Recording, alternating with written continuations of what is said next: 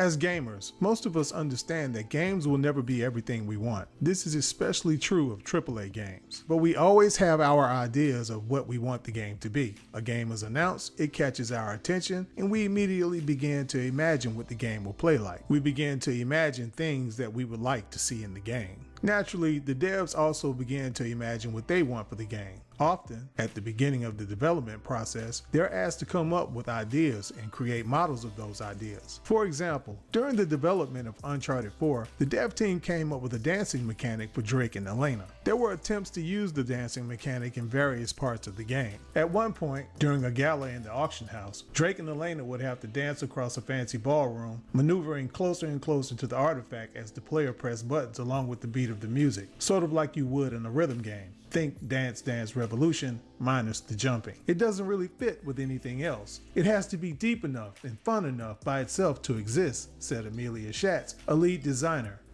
So it went by the wayside. The final idea was to have Drake and Elena dance in their living room as a way of showing the state of their relationship after everything they had experienced over the past 3 years. That idea was also cut. Amelia Schatz, a designer at Naughty Dog, stated the following regarding the cut mechanic. It wasn't really fun. A big goal of the level was to try to make the player relate to these people, show their relationship. Not a whole lot of people dance in their living room like that. Later, the dance scene was replaced with a scene of the couple playing Crash Bandicoot on the PlayStation 1 while engaging in friendly trash talk with one another. A decision that I personally am very grateful for. I can't remember the number of times I selected to continue playing Crash, but it was a lot. But only so many elements and mechanics can fit into a game before the inevitable deadline that will surely be pushed by corporate executives looking to make investors happy. Trying to fit every desired feature into a game could easily lead to what is referred to in the industry as feature creep, which can certainly lead to unnecessary delays even in indie game development. As a result, the scope of the games are reduced, and games are often not the complete product devs imagined at the beginning of the development process. Even features that were announced to the public can end up on the chopping block, like for example flying cars in Cyberpunk, which were later implemented by the modding community.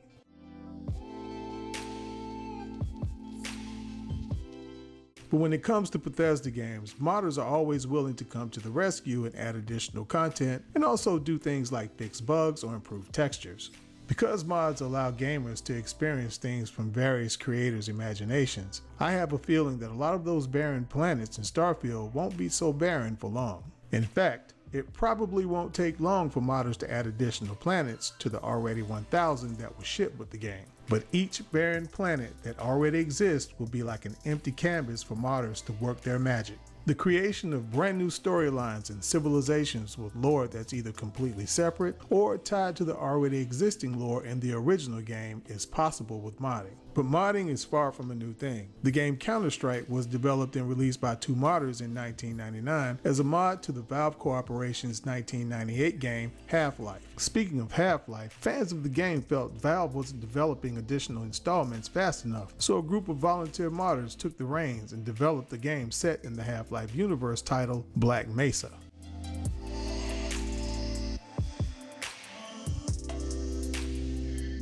In an interview with Forbes magazine, high-profile modder Scott Race-Menes let it be known that he's perfectly willing to sell the services of modders to the highest bidder. In the interview, he states the following. There will likely be a shift in indie game developers becoming mod creators, says Race-Menes. As studios unlock financial rewards, it will become more compelling to create within a game, rather than create a new game altogether, with the added opportunity to develop something exciting for a large pre-existing fan base rather than find a new audience. In other words, in his perfect world, corporatists will monopolize the market by buying up all of the mom and pop competition in the gaming industry. There's always someone who believes that anything that brings people joy should funnel loads of cash to the most greedy among us. If this even comes close to being achieved, individuals whose only goal is to make profit will have complete control of the industry and the hobby we love so much. So hey guys, we're going to go ahead and end it right there, but I do want to take the time to thank everyone who gave me positive comments in the comment section. Thank you very much. But hey look,